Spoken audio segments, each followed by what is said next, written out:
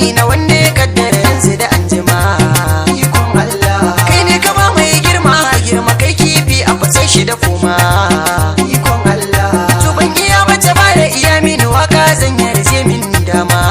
Ikon Allah wani na a fannin waka wanda ya haske gabas kudi yamma ta arewa ya bulla.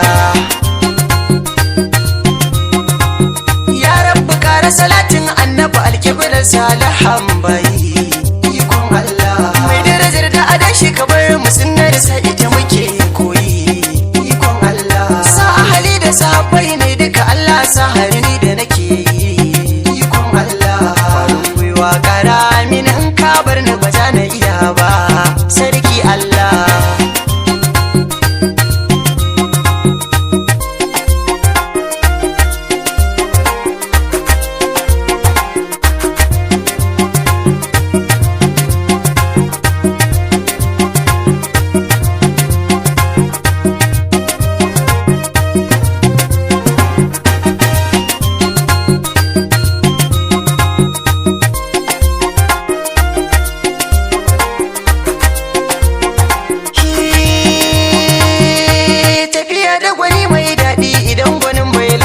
Cewa ikon Allah namu gwanin shi ne sarkin waka ba zancen wasa ba.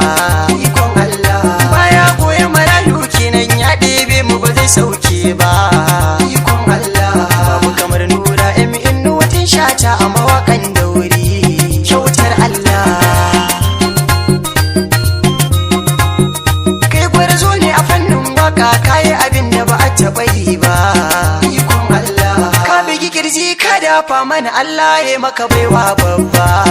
Ikon Allah abinda kai mana Allah ya maka alkhairin ka ba ya kare ba. Ikon Allah baka buka baka malan addu'a ta iyaye ce nasarar Allah. Mai haƙurin zama da mutane halayen mu kana jurewa. Ikon Allah sha kullum kake tafkin mali ya baka da halayen cutarwa. Ka babu mutum ɗaya mai kwacewa.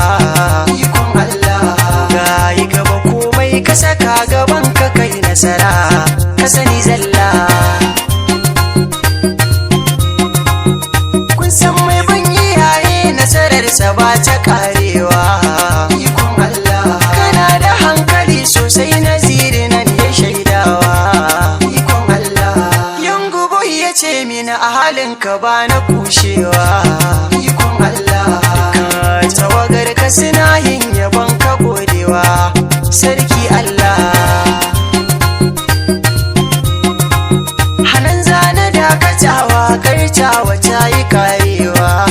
Ikon Allah Hamisu bire ka ɗorayi ne sunana na furtawa. Ikon Allah idan da kuskure sarkin waka sai a gyara.